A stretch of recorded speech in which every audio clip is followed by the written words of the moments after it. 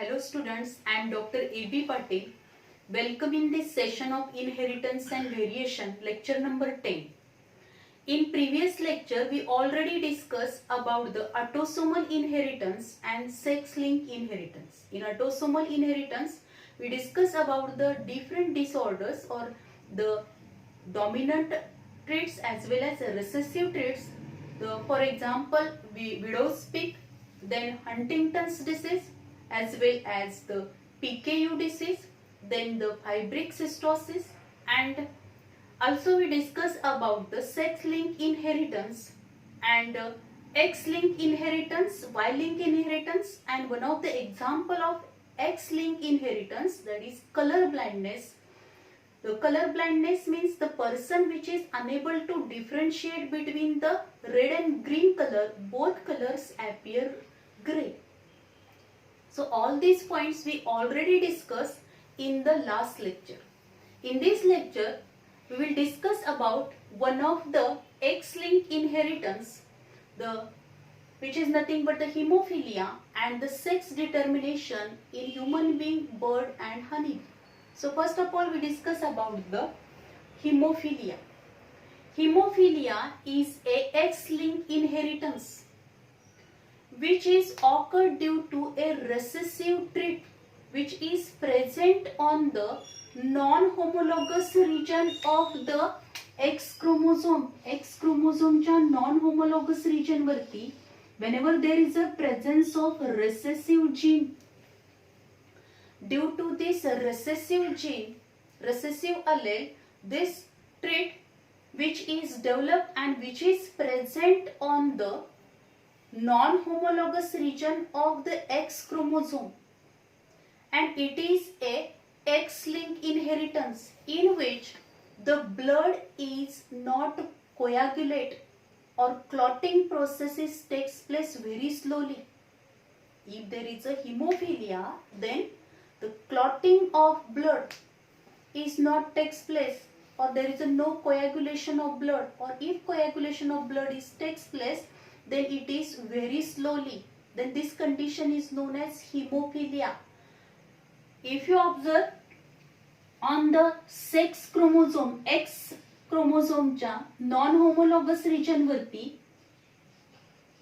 capital H जो असणार आहे, this allele which determine the normal clotting of the blood, पण त्याचा recessive allele जो असणार आहे, recessive trait जे असणार आहे, this capital H and small h, these are the two traits. Capital H जर असेल तर normal coagulation of blood होईल, but if there is a recessive allele, dominant allele असेल तर normal coagulation of blood होणार, but if there is a recessive allele, then there is a no coagulation of blood, because due to missing of the two clotting factors. For the coagulation of blood, 12 factors are essential, out of which factor number 8 and factor number 9. If the factor number 8 or factor number 9 is missing, any one factor, यामधला कोणताही एक factor जर missing असेल, then the coagulation of blood is not takes place, or the clotting of blood is not takes place, and due to which there is a continuous bleeding if there is a small injury. Hemophilia हा जो disease आहे तो X-linked inheritance disorder आहे. Hemophilia is a X-linked inheritance.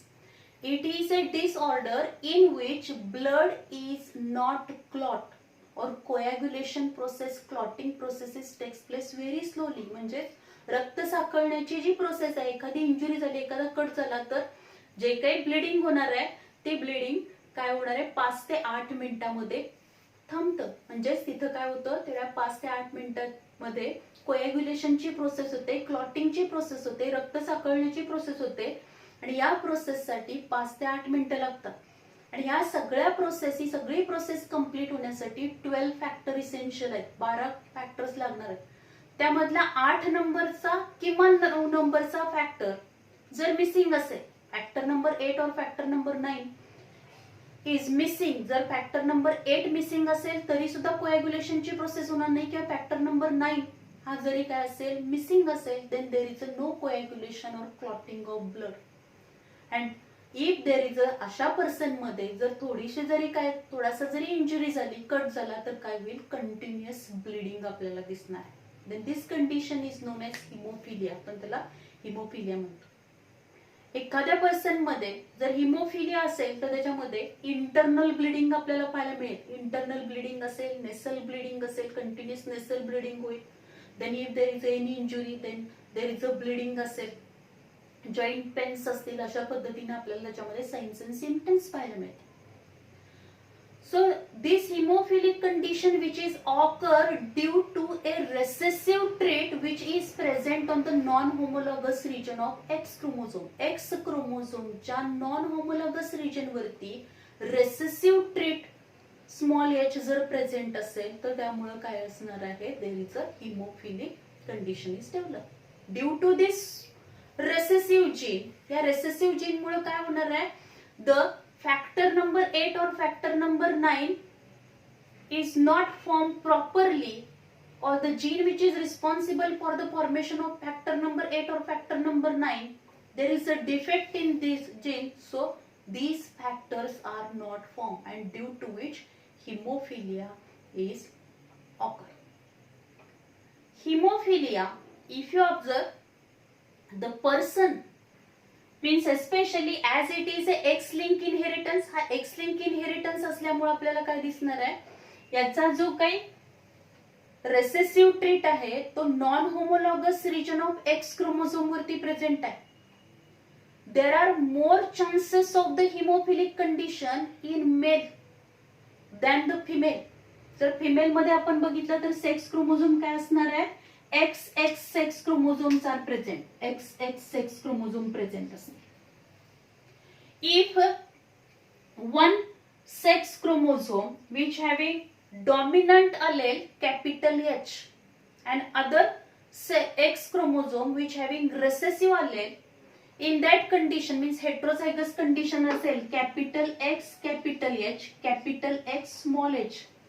In that condition the as there is a presence of recessive allele present असेल तरी सुद्धा काय करणार आहे, dominant allele suppress the character of recessive allele चं कॅरेक्टर सप्रेस करेल, आणि त्यामुळे काय होईल, ती जी फिमेल असेल ती कॅरियर असेल, but the coagulation of blood is takes place. Female मध्ये कोॲग्युलेशन ऑफ ब्लड ची प्रोसेस नॉर्मली होणार.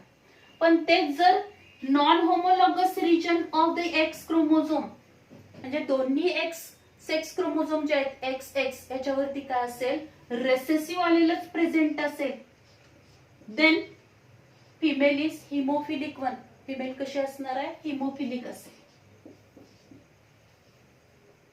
अँड इफ द बोथ दोन्ही सेक्स क्रोमोझोम वरती XX वरती काय असेल, capital X capital H capital X capital H असेल तर फिमेल मध्ये आपल्याला काय दिसेल, नॉर्मल फिमेल असेल.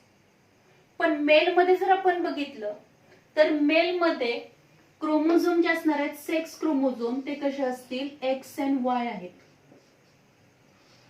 And the non homologous region of the X chromosome, non homologous region of X chromosome वरती जर हा रेसेसिव्ह अलेल प्रेझेंट असेल तर त्याचा अल्टरनेटिव्ह अलेल हा Y क्रोमोझोमच्या नॉन होमोलॉगस रिजन वरती असणार नाही. Due to which, if the X chromosome having the recessive allele, then this male shows the hemophilic condition. त्या मेल मध्ये आपल्याला काय दिसणार, हिमोफिलिक कंडिशन दिसेल. म्हणजेच capital X small h capital Y असा असेल तर तो काय असणार आहे, हिमोफिलिक असेल.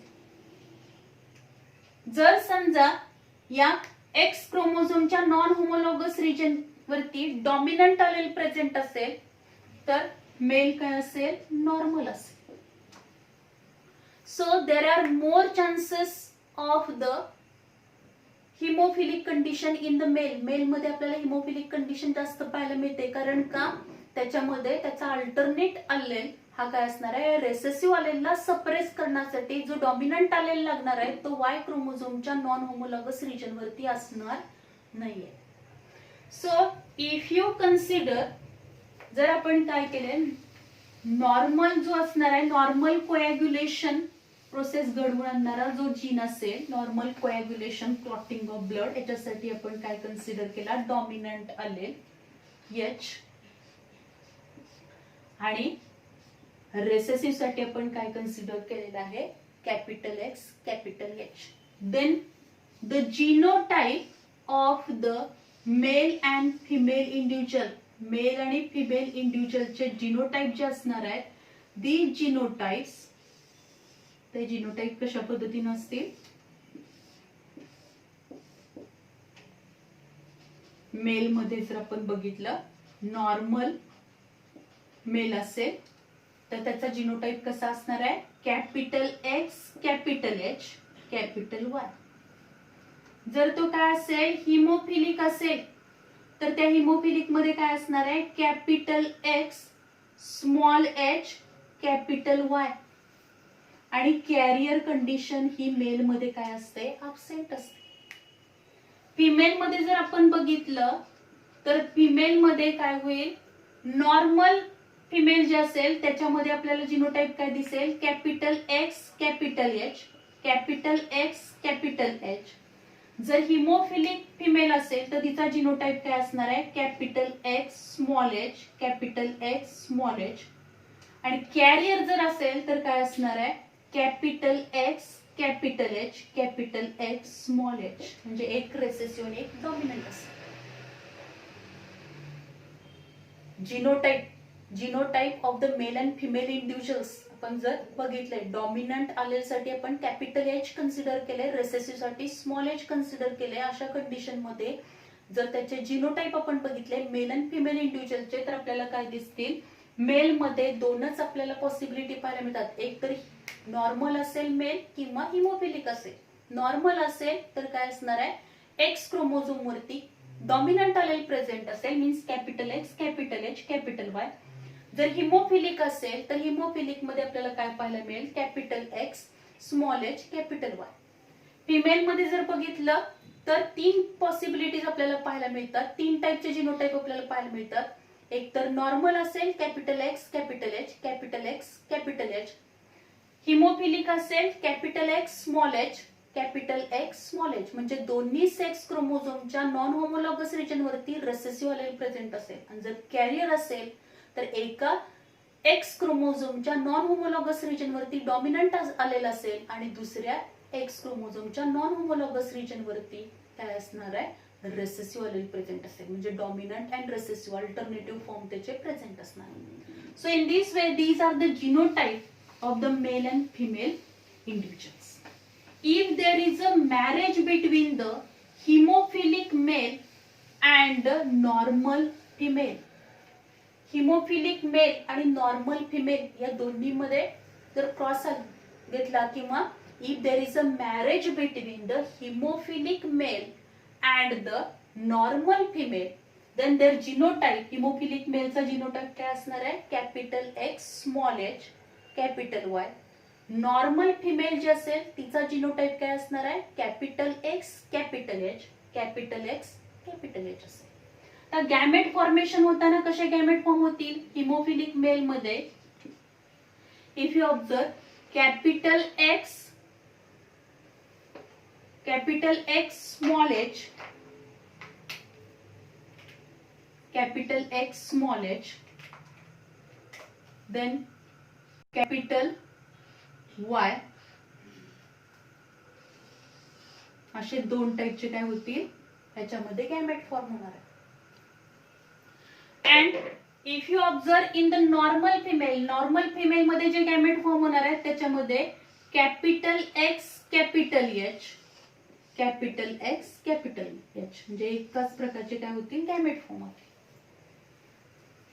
Then if the egg which having capital X capital H is fertilized with the capital X small h, then it is a carrier female. ही काय असेल? कॅरियर फिमेल असेल. Then if capital X, capital X, capital H and capital Y, then normal male. Then capital X, capital H, capital X, small h, then there is a carrier female.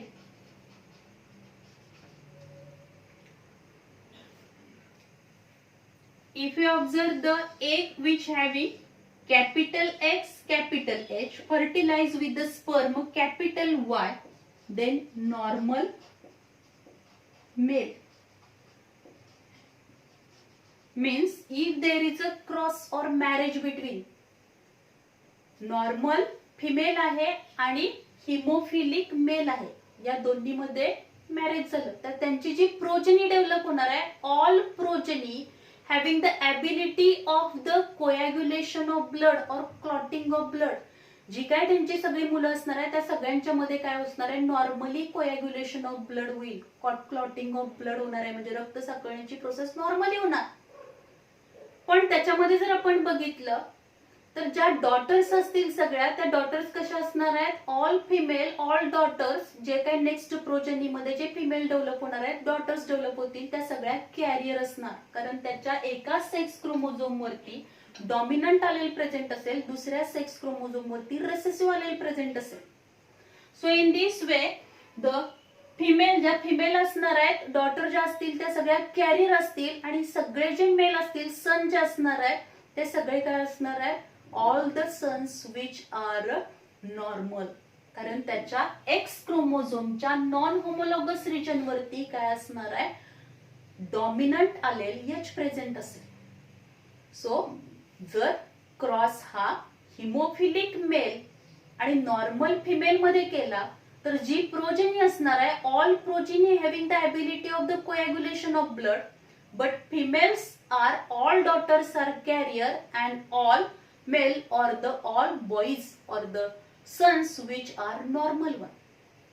If this carrier daughter, आता समजा या carrier daughter चं marriage, if this carrier daughter capital X, capital H, capital X, small h,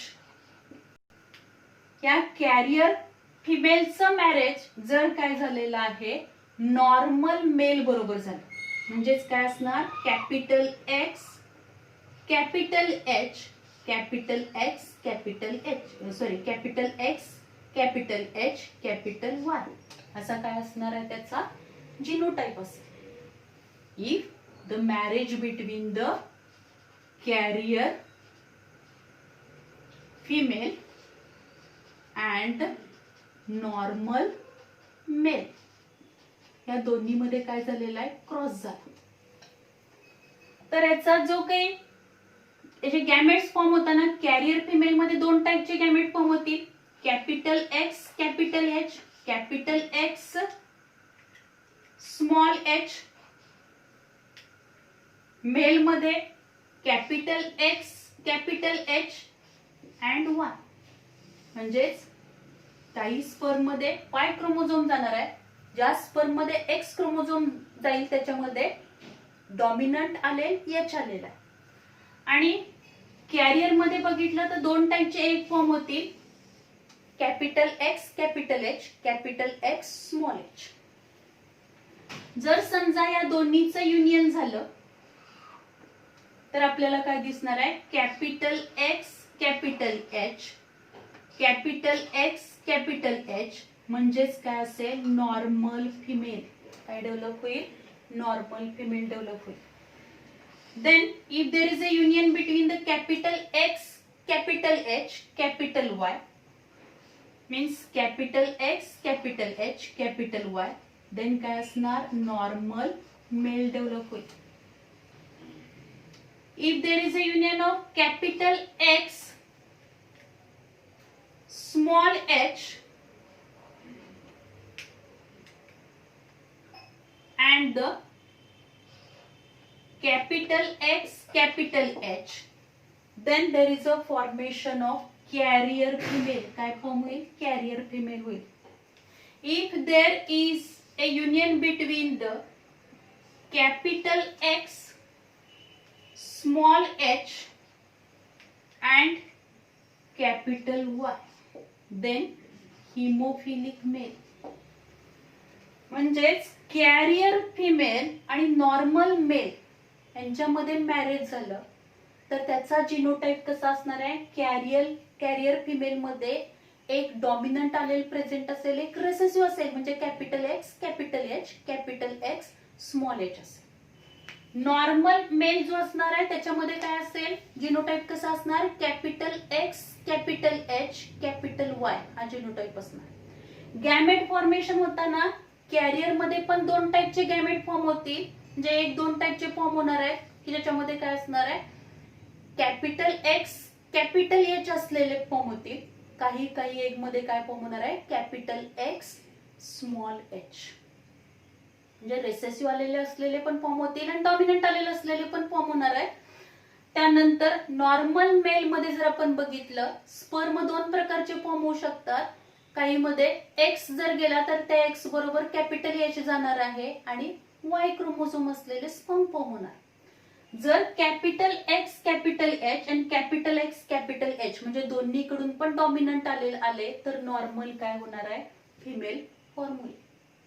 जर female कडून dominant आलेला आहे, mail कडून पण काय आलेला आहे, if there is a dominant allele of the, if there is a dominant allele from the female, female कडून कॅपिटल एक्स कॅपिटल एच आला आणि मेल कडून काय आलेला आहे, कॅपिटल वाय आला, तर याच्यामध्ये आपल्याला काय दिसणार आहे, capital X capital H capital Y, that is normal male form होईल. इफ देर इज, आता जर क्रॉस काय झालेला आहे, समजा या पद्धतीने इथं क्रॉस झाला, capital X small H capital X capital H, म्हणजे फिमेल कडून रेसेसिव्ह आला, मेल कडून डॉमिनंट आला, तर तिथं काय होणार आहे, कॅरियर फिमेल फॉर्म होईल. आणि जर मेल कडून कॅपिटल वाय आला, फिमेल कडून काय आलेला आहे, रेसेसिव्ह आलेला, तर कंडिशन काय डेव्हलप होणार आहे, हिमोफिलिक मेल डेव्हलप होईल. म्हणजे जी काही प्रोजनी आपल्याला मिळणार आहे त्या प्रोजनीमध्ये ज्या डॉटर्स असतील त्या डॉटर्स मध्ये काय असेल, आपण जर बघितलं तर डॉटर मध्ये दोन प्रकारच्या पॉसिबिलिटी असू शकतात. नॉर्मल डॉटर पण डेव्हलप होऊ शकते आणि कॅरियर डॉटर पण डेव्हलप होऊ शकते. मेल मध्ये सन जे फॉर्म होणार आहे त्या सन मध्ये पण दोन पॉसिबिलिटीज आपल्याला पाहायला मिळू शकतात. नॉर्मल सन पण डेव्हलप होऊ शकतात, नॉर्मल मेल पण डेव्हलप होऊ शकतो, किंवा काय डेव्हलप होणार आहे, हिमोफिलिक मेल डेव्हलप होईल. म्हणजे आपण जर बघितलं तर 25% normal female, 25% normal male, 25% carrier female and 25% haemophilic male आपल्याला पाहायला मिळेल प्रोजनीमध्ये. जर काय असेल, if there is a cross between the carrier female and normal male, या दोन्हीमध्ये क्रॉस केला तर आपल्याला अशी कंडिशन पाहायला मिळेल. म्हणजे तिथं आपण जर बघितलं कलर ब्लाइंडनेस सारखंच आपल्याला काय पाहायला मिळणार आहे, there is a criss cross inheritance. काय पाहायला मिळतं, criss cross inheritance means the hemophilic male transmit the recessive allele to his grandson through his daughter. म्हणजे हा जो काही हिमोफिलिक मेल आहे की याच्या एक्स क्रोमोझोमच्या नॉन होमोलॉगस रिजन वरती जो रेसेसिव्ह अलेल एच आहे की ज्यामुळे हिमोफिलिक कंडिशन डेव्हलप होणार आहे, this recessive trait of the haemophilia which is transmit from the male parent, जो मेल पॅरेंट आहे त्याच्याकडून त्याच्या ग्रँडसन कडे जाणार आहे थ्रू द डॉटर, त्याच्या डॉटर थ्रू ग्रँडसन नातवामध्ये जाईल. and this is called as a criss-cross inheritance. Transmission of the recessive trait from the hemophilic male parent to his grandson through the daughter मार्फत ते नातवापर्यंत पोहोचणार आहे. This is nothing but the criss cross inheritance. त्यालाच आपण काय म्हणतो, Chris cross inheritance म्हणतो. म्हणजेच हिमोफिलिया, इन हिमोफिलियामध्ये आपण काय बघितलं, it is A one of the recessive disorder which is a sex linked disorder. X-linked disorder he X-linked disorder आहे. Recessive allele which is responsible for the hemophilia which is present on the non-homologous region of the X chromosome. X chromosome च्या non-homologous region वरती हा recessive allele present असणार आहे आणि त्यामुळे काय होईल, हिमोफिलिक कंडिशन डेव्हलप होईल. जर रेसेसिव्ह अलेल प्रेझेंट असेल, फिमेल मध्ये दोन्ही रेसेसिव्ह अलेल प्रेझेंट असतील, देन हिमोफिलिया डेव्हलप होऊ शकतो. एक रेसेसिव्ह एक डॉमिनंट असेल तर तिथं कॅरियर कंडिशन डेव्हलप होऊ शकणार आहे. दोन्ही डॉमिनंट असेल तर ती फिमेल नॉर्मल असते. पण मेल मध्ये आपल्याला दोनच पॉसिबिलिटी पाहायला मिळतात, एक तर मेल नॉर्मल असेल किंवा तो काय असणार आहे, हिमोफिलिक मेल असेल. जर आपण क्रॉस केला haemophilic male and normal female मध्ये क्रॉस केला तर आपल्याला काय दिसेल, all progeny having the ability of the coagulation of blood, coagulation of blood करण्याची ॲबिलिटी सगळ्यामध्ये असेल, पण सगळ्या डॉटर या कॅरियर असतील आणि सगळे सन हे कसे असणार आहेत, these are the normal son असतील, नॉर्मल मेल डेव्हलप होणार.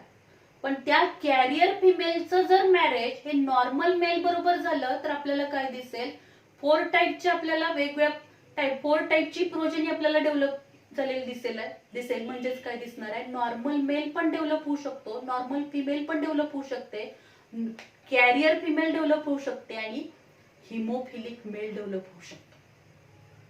So this is all about the haemophilia and this haemophilia disorder which is developed due to missing of the factor number 8 or factor number 9 which are essential for the formation or essential for the coagulation of blood.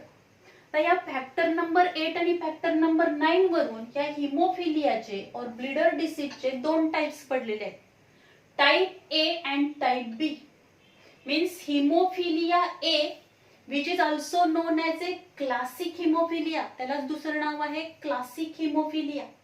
And this classic hemophilia which is occur due to the missing of factor number 8.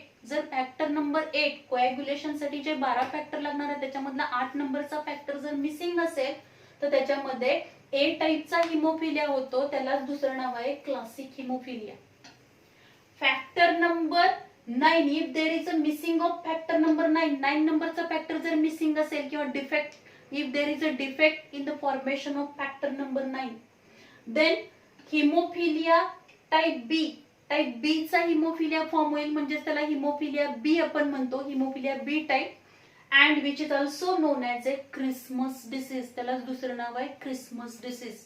म्हणजे जर factor number 8 missing असेल, जर form झाला नाही तर कोॲग्युलेशनची process होणार नाही आणि अशा टाइपच्या हिमोफिलियाला आपण हिमोफिलिया ए टाइप म्हणतो. आणि जर फॅक्टर नंबर 9 मिसिंग असेल तर त्या हिमोफिलियाला आपण हिमोफिलिया बी टाइप म्हणणार आहे, which is also known as a Christmas disease. So this is all about the haemophilia. Then we discuss about the sex determination. The mechanism of estimation of the sex, which is nothing but the sex determination. In the sex determination, if you observe in the organism, there are different types of the conditions. Means some organism, in one organism there is a development of the both sex organs in a one organism. एकाच organism male reproductive आणि female reproductive organ हे एकाच organism मध्ये एकाच individual मध्ये develop झाले असतील तर त्याला आपण बायसेक्शुअल म्हणतो, which is also known as hermaphrodite. Animal मध्ये जर मेल आणि फिमेल रिप्रोडक्टिव्ह सिस्टीम एकाच ॲनिमल मध्ये फॉर्म होत असेल तर त्याला हर्मॅफ्रोडाइड आपण म्हणतो. तर एकाच प्लांट वरती मेल आणि फिमेल फ्लावर्स डेव्हलप होत असतील देन मोनोशियस कंडिशन आपण त्याला म्हणणार आहे. but the organisms, some organisms which are unisexual one, म्हणजेच एका इंडिव्हिज्युअल मध्ये एकच रिप्रोडक्टिव्ह सिस्टीम डेव्हलप होणार आहे, रिप्रोडक्टिव्ह ऑर्गन डेव्हलप होणार आहे, then this condition is known as dioecious. त्याला आपण डायोशियस म्हणणार आहोत, युनिसेक्शुअल असणार. ह्युमन बिईंग मध्ये जर आपण बघितलं, in human being the dioecious condition is develop, male and female are separate. So if you observe is the sex determination. जर सेक्स डिटर्मिनेशन आपण बघितलं, in this sex determination Henking, firstly sex determination is studied by the Henking. Henking carried out the spermatogenesis experiment in 1891 in a squash bug, that is Anessa terrestis. या squash बग मध्ये त्याने काय केलेलं आहे, स्पर्मॅटोजेनेसिसची process carry out केली, स्पर्मॅटोजेनेसिसचे experiment carry out केले, आणि he observe that the 50% sperm receive the unpaired chromosome and 50% sperm they do not receive this chromosome. Unpaired chromosome जो आहे तो 50% स्पर्मनी रिसीव्ह केला आणि 50% स्पर्मनी रिसीव्ह केला नाही. आणि त्या फॅक्टरला त्यानं नाव काय दिलेलं आहे, एक्स फॅक्टर. त्यानं नाव काय दिलं, x factor, which is nothing but the x factor. But this X factor is involved in the sex determination or not? This couldn't explain by this Henking. Henking ने explain केलं नाही. Then the number of scientists they carry out the further work and they knew that this X factor which is nothing but the X chromosome. हा X factor म्हणजेच काय आहे, तर X chromosome आहे. Then we discuss about the sex determination in the human being. Already we know that if you observe the sex determination in the human being मध्ये जर आपण sex determination बघितलं तर human being मध्ये आपल्याला काय दिसेल, in human being 46 chromosomes are present.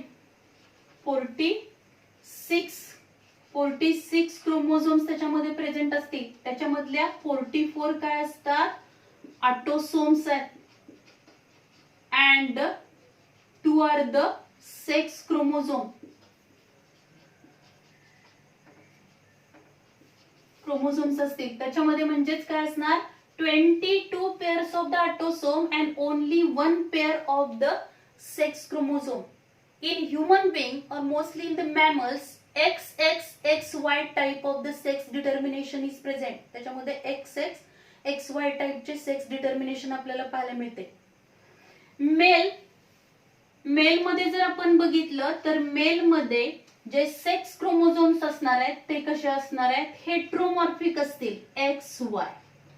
In male heteromorphic sex chromosomes are present, म्हणजेच XY सेक्स क्रोमोझोम असणार. फिमेल मध्ये जर आपण बघितलं तर फिमेल मध्ये आपल्याला काय पाहायला मिळेल, homomorphic sex chromosomes are present, means XX type of the sex chromosomes are present. Then male जो असणार आहे तो काय करणार आहे, male is a heterogametic one. Male कसा आहे, हेट्रोगॅमेटिक आहे, तो 2 टाइपचे स्पर्म फॉर्म करू शकतो, X अँड Y. 2 टाइपचे स्पर्म फॉर्म करणार आहे, म्हणून त्याला काय म्हटलं तर हेट्रोगॅमेटिक. मेल इज हेट्रोगॅमेटिक अँड फिमेल जी असणार आहे ती फिमेल कशी आहे, होमोगॅमेटिक आहे. ती काय करेल, एकाच प्रकारचे काय फॉर्म होतात, एक फॉर्म होणार आहेत, कारण तिच्यामध्ये होमोमॉर्फिक सेक्स क्रोमोझोम आहेत, XX सेक्स क्रोमोझोम आहेत. मेल मध्ये मात्र काय असणार आहे, हेट्रोमॉर्फिक XY सेक्स क्रोमोझोम असल्यामुळे त्याच्यामध्ये 2 प्रकारचे स्पर्म फॉर्म होतील, मीन्स हेट्रोगॅमेटिक कंडिशन आपल्याला पाहायला मिळते. 50% आपल्याला स्पर्म मध्ये काय पाहायला मिळणार आहे, X क्रोमोझोम असेल, 50% मध्ये Y सेक्स क्रोमोझोम प्रेझेंट असेल. ड्युरिंग द गॅमेट फॉर्मेशन मध्ये होताना 2 प्रकारचे गॅमेट्स मेल मध्ये फॉर्म होतील आणि एकाच प्रकारचे गॅमेट हे फिमेल मध्ये होणार. Then if you observe the sex determination, जर आपण सेक्स डिटर्मिनेशन बघितलं, ह्युमन बिईंग मध्ये सेक्स डिटर्मिनेशन आपण बघितलं तर if you observe the male जो असणार आहे, मेल अँड फिमेल. मेल मध्ये जे सेक्स क्रोमोझोम असणार आहेत ते कुठले असतील, X वाय. फिमेल मध्ये काय असणार एक्स एक्स. त्यामुळं मेल मध्ये जे गॅमेट फॉर्म होणार आहेत ते दोन प्रकारचे स्पर्म फॉर्म होतील, एक्स और वाय. फिमेल मध्ये जे गॅमेट फॉर्म होणार आहेत ते सगळे काय असणार एक्स, म्हणजे एकाच प्रकारचे एग फॉर्म होतील. जर ह्या एगला sperm which having the X chromosome यांनी फर्टिलाइज केलं तर आपल्याला कंडिशन काय पाहायला मिळेल एक्स एक्स, म्हणजेच काय असणार आहे त्या प्रोजनीचा सेक्स काय असेल फिमेल असणार. If this sperm fertilize this egg then also X X, म्हणजेच काय असेल प्रोजनी जी असणार आहे ती काय असेल, म्हणजे जे ऑफस्प्रिंग असेल ते कसं असणार आहे, न्यूबॉर्न बेबी जी असणार आहे ती कशी असेल फिमेल असेल. जर union of male and female gamete होताना मेल गॅमेट जो आहे स्पर्म जो आहे त्या स्पर्म मध्ये समजा एक्स क्रोमोझोम असेल, सेक्स क्रोमोझोम असेल, आणि फिमेल मध्ये तर एक्सच असणार आहे. एक्स एक्स आल्यानंतर तिथं काय असेल जो जे न्यू बॉर्न बेबी असेल तिचा काय असणार आहे, म्हणजे जे न्यू इंडिव्हिज्युअल डेव्हलप होणार आहे त्याचा जो काही सेक्स असणार आहे तो काय असणार आहे ती फिमेलच असणार. जर वाय क्रोमोझोम सेक्स क्रोमोझोम असल्या स्पर्मनी त्या एगला फर्टिलाइज केलं तर कंडिशन काय दिसेल आपल्याला एक्स वाय, म्हणजेच काय असेल मेल डेव्हलप होणार. एगला फर्टिलाइज वाय सेक्स क्रोमोझोम असल्या स्पर्मनी जर फर्टिलाइज केलं एगला तर आपल्याला काय दिसेल कंडिशन एक्स वाय, म्हणजेच मेल डेव्हलप होणार. Means in the human being sex determination is totally depend upon the mail.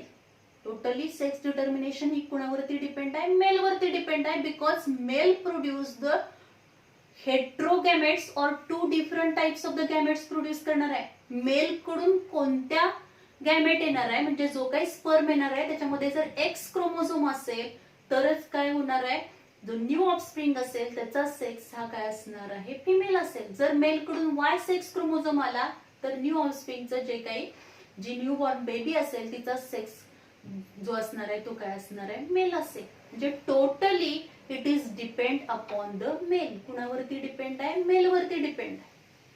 So if you observe in the sex determination in the human being which is XX XY type and the sex determination is totally depend upon the male. In our society we observe that due to lack of knowledge many times the blame to the women are blamed for giving the female child, for giving the birth of female child. म्हणजे आपण जर बघितलं आपल्या सोसायटीमध्ये due to lack of knowledge बऱ्याच वेळेला काय केलं जातं, ज्या विमेन आहेत त्या विमेनना ब्लेम केलं जाणार आहे. कशासाठी, तर त्यांना सतत मुली होतात म्हणून. पण हे मुली ज्या होणार आहेत किंवा जो सेक्स असणार आहे न्यू ऑफस्प्रिंगचा तो टोटली कुणावरती डिपेंड आहे, तर मेल वरती डिपेंड आहे. याच्यामध्ये फिमेलचा रोल नाहीये. फिमेल वरती सेक्स जो असणार आहे, जे काही मुलगा होणं किंवा मुलगी होणं हे फिमेल वरती डिपेंड नाही तर ते मेल वरती डिपेंड आहे. आणि हे नॉलेज जे असणार आहे ते आपल्याला सायंटिफिक नॉलेज हे आपण आतापर्यंत अगदी 9वी 10वी पासून आता सुद्धा आपण बघितलं की हे टोटली ह्युमन बीइंग मध्ये सेक्स डिटर्मिनेशन ही कुणावरती डिपेंड आहे, मेल वरतीच डिपेंड असणार आहे. So this is all about the sex determination in the human being. Human being मधलं सेक्स डिटर्मिनेशन आपण बघितलं. Then the sex determination in the bird. In bird, then some fish, then also in some insect like butterfly, moth, and also some river prawn, they also shows the ZW type of the sex determination. Sex determination in the birds. Birds मध्ये जे sex determination असणार आहे, birds बरोबरच काही fish मध्ये आपल्याला पाहायला मिळेल. त्याचबरोबर some river prawn as well as butterflies, moth याच्यामध्ये पण आपल्याला ZZ type of the sex determination पाहायला मिळेल. In this type we observe that in birds मध्ये जर आपण बघितलं तर बर्ड्स मध्ये आपल्याला काय दिसेल, जी फिमेल आहे, फिमेल विच इज हेट्रोमॉर्फिक, ती काय असणार आहे हेट्रोमॉर्फिक आहे. आणि मेल जो असणार आहे तो मेल कसा आहे, विच इज होमोमॉर्फिक. म्हणजे फिमेल मध्ये हेट्रोमॉर्फिक क्रोमोझोम डेव्हलप होणार आहे. दोन वेगळ्या प्रकारचे क्रोमोझोम फिमेल मध्ये प्रेझेंट असतील, मेल मध्ये मात्र एकसारखेच क्रोमोझोम डेव्हलप होणार आहेत. Z type of the chromosome, sex chromosomes are present in male and in female the ZW, these two sex chromosomes are present. आता याच्यामध्ये जर आपण बघितलं तर फिमेल मध्ये दोन प्रकारचे एग फॉर्म होणार, N प्लस जेड, जेड असेल काही एग मध्ये, काही मध्ये काय असणार आहे W असेल.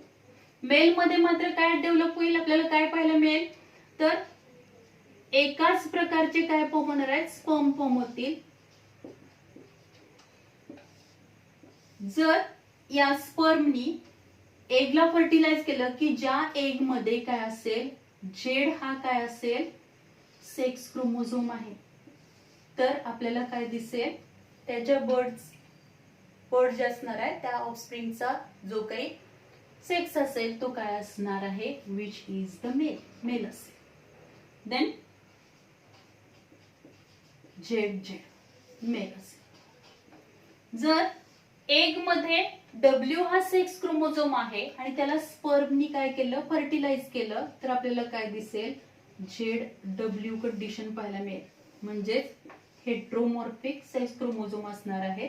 त्यामुळं तिथं आपल्याला या पद्धतीची कंडिशन पाहायला. अशी जर कंडिशन असेल तर तिथं काय डेव्हलप होणार आहे, जे ऑफस्प्रिंग डेव्हलप होतील त्याचा जो सेक्स असणार आहे तो काय असेल, फिमेल डेव्हलप होतील. म्हणजेच बर्ड्स मध्ये जर आपण बघितलं, sex determination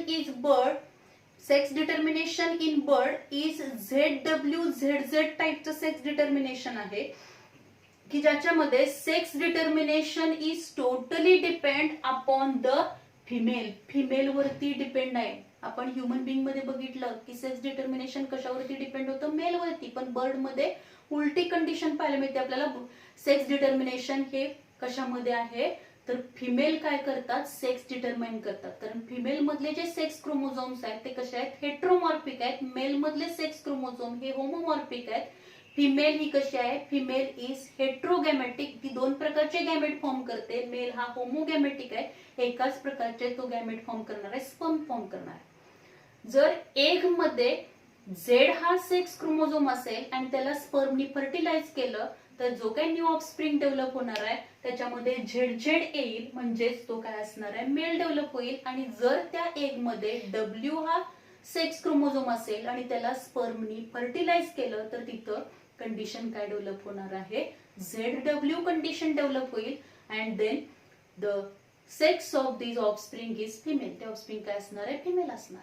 so sex determination in bird is depend upon the female. कुणावरती डिपेंड आहे, फिमेल वरती डिपेंड आहे. And this ZW ZZ type of the sex determination which is also observed in some other organisms.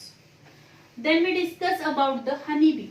Honeybee मधलं sex determination जर आपण बघितलं तर in honeybee we observe the haplodiploid type of the sex determination. In honeybee haplodiploid type of the sex determination. Haplodiploid type of the sex determination त्याच्यामध्ये पाहायला मिळतं.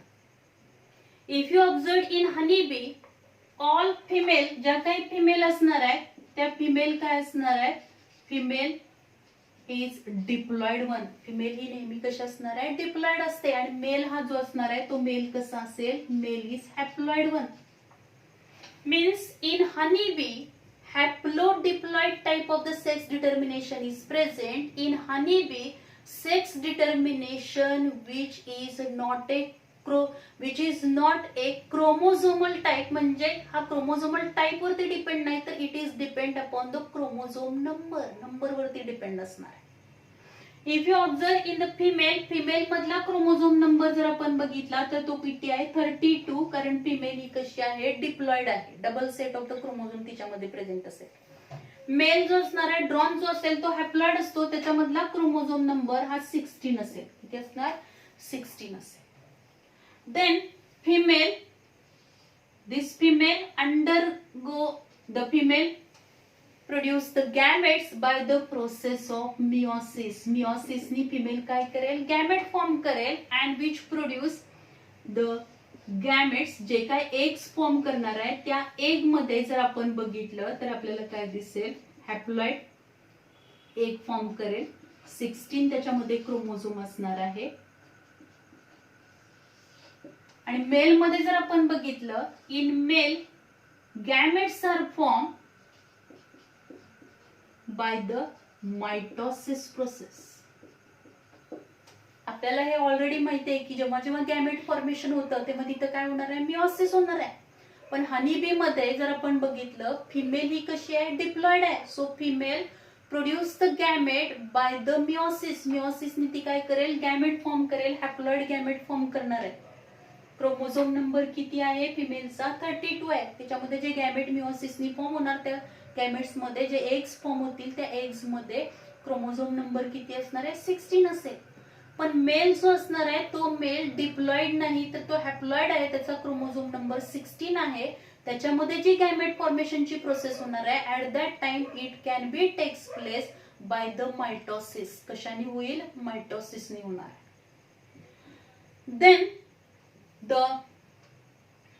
Mitosis प्रोसेसनी हे जे काही मेल गॅमेट फॉर्म झाले, if there is a union of male and female gamete then there is a formation of the means if these eggs are fertilise.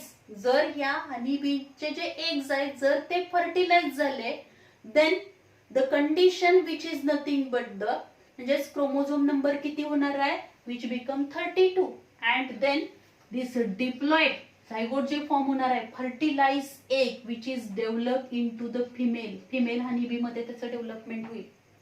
And unfertilize egg, जे egg हे फर्टिलाइजच होणार नाही त्या अनफर्टिलाइज एग पासून काय form होईल, तर मेल फॉर्म होणार आहे की त्या मेल मधला जो काही क्रोमोझोम नंबर असेल तो 16 असेल. दिस unfertilised egg which is converted into male by without fertilization. म्हणजे विदाउट फर्टिलायझेशन नी काय फॉर्म होणार आहे,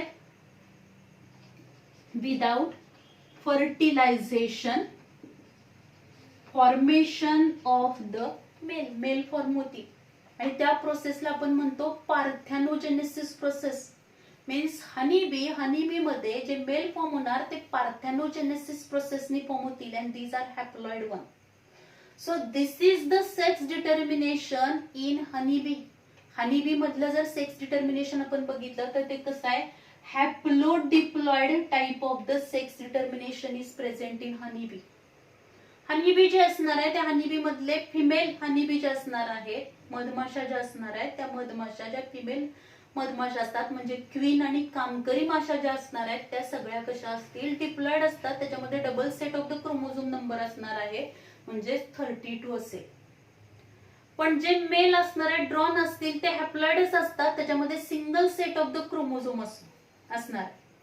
दिस फिमेल ले डाऊन द एग्स म्हणजे स्पेशली क्वीन जी असणार आहे ती क्वीन काय करेल, फर्टाईल. ती फर्टाईल असणार आहे, क्वीन ही फर्टाईल असते, ती ले डाऊन द एग्स करेल आणि ती जी काही ले डाऊन द एग करणार आहे त्या प्रोसेस ती कशाने करेल, मिओसिसनी ती काय करणार आहे, नंबर ऑफ एग्स फॉर्म करेल and this gamete formation processes takes place by the meiosis and so all these eggs which having the haploid number of the chromosome त्या सगळ्या एग्स मध्ये haploid number of the chromosome असणार म्हणजे the 16 हा chromosome number असेल. Mail मध्ये मात्र gamete formation होताना तिथं मिओसिस होणार नाही तर मायटोसिस होईल आणि मेल गॅमेट फॉर्म होतील.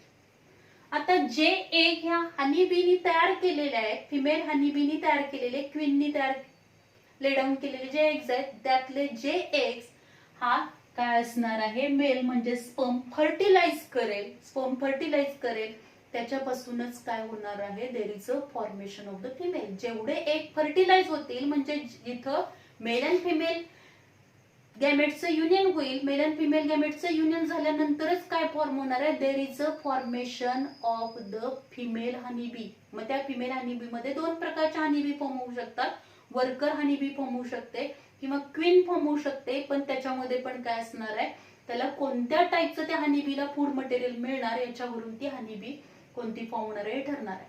जर त्या हनीबीला रॉयल जेली मिळाली डेव्हलपमेंटच्या वेळेला, तर त्याच्यापासून काय फॉर्म होणार आहे, क्वीन हनी बी तयार होईल.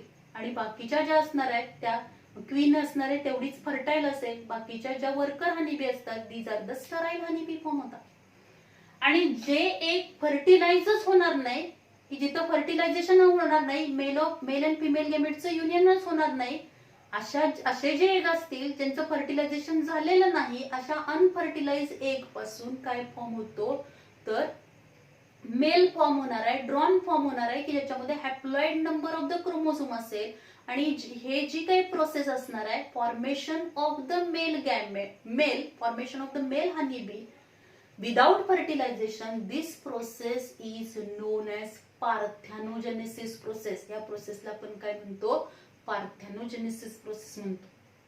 जसं आपण sex determination of human being, bird आणि हनी बी मध्ये बघितलं, तसंच की ज्याच्यामध्ये क्रोमोझोमल नंबर किंवा क्रोमोझोमल टाईप, कोणत्या टाईपचे क्रोमोझोम्स आहेत त्याच्यावरती सेक्स डिटर्मिनेशन डिपेंड असणार आहे. पण काही ऑर्गॅनिझम मध्ये आपल्याला काय पाहायला मिळेल, in some organism we observe that the environmental factors which affect on the sex determination. Sex determination वरती कशाचा इफेक्ट होतो, एन्व्हायरमेंटल फॅक्टरचा इफेक्ट होतो.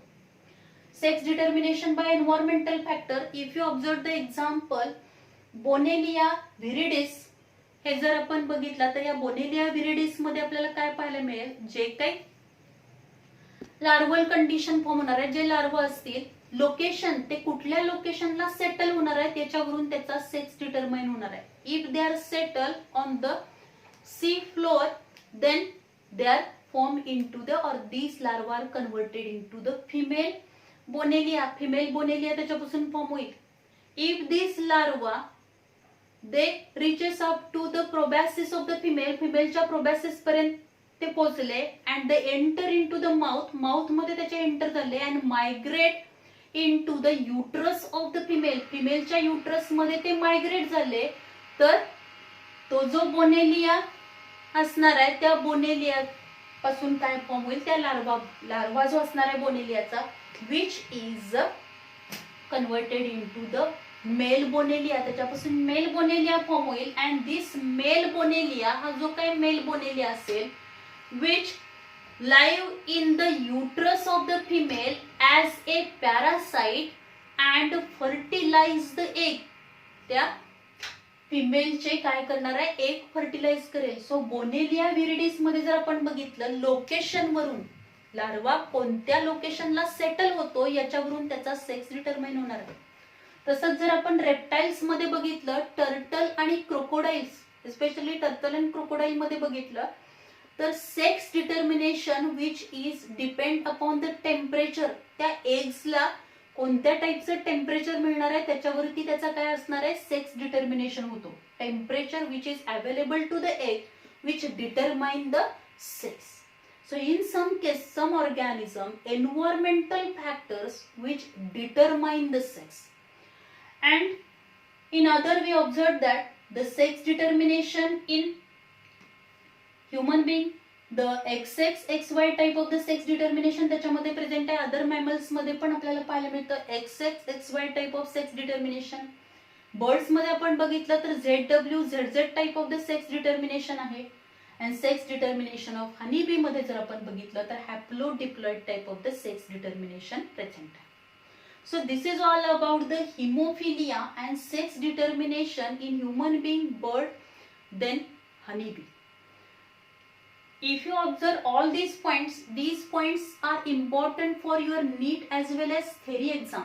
theory exam मध्ये याच्यावरती शॉर्ट नोट एखादी विचारली जाऊ शकते किंवा तुम्हाला त्याच्यातला क्रॉस देऊन त्याच्यामधले फिलिंग द ब्लँक्स करण्यासाठी विचारलं जाऊ शकतं, किंवा haplodiploid type of the sex determination is present in dash dash असं पण क्वेश्चन विचारलं जाऊ शकतो एमसीक्यू साठी. ZW, ZZ type of the sex determination is specially occurred in dash dash organism, या पद्धतीचा पण क्वेश्चन आपल्याला विचारला जाऊ शकतो. किंवा sex determination in human being is totally depend upon the, कशावरती डिपेंड असणार आहे, ते मेलवरती डिपेंड आहे, कारण त्या मेल मध्ये कशी कंडिशन असणार आहे, हेट्रोमॉर्फिक कंडिशन असेल, त्याच्यामध्ये मेल इज हेट्रोगॅमेटिक, दोन प्रकारचे तो गॅमेट फॉर्म करतो ह्युमन बीइंग मध्ये.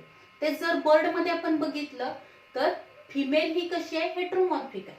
So all these points which are important त्याचबरोबर हिमोफिलियामध्ये पण आपल्याला त्याच्यावरती ब्रॉड क्वेश्चन विचारला जाऊ शकतो. त्याचबरोबर त्याच्यामधले जे फॅक्टर्स आहेत की ज्या फॅक्टरमुळे हिमोफिलिक कंडिशन डेव्हलप होईल ते फॅक्टर पण आपल्याला लक्षात ठेवले पाहिजे. In next lecture we will discuss about the some disorder, genetic chromosomal and other disorder आपण डिस्कस करणार आहोत, as well as we discuss about the some points which are related with the mutation. Thank you very much.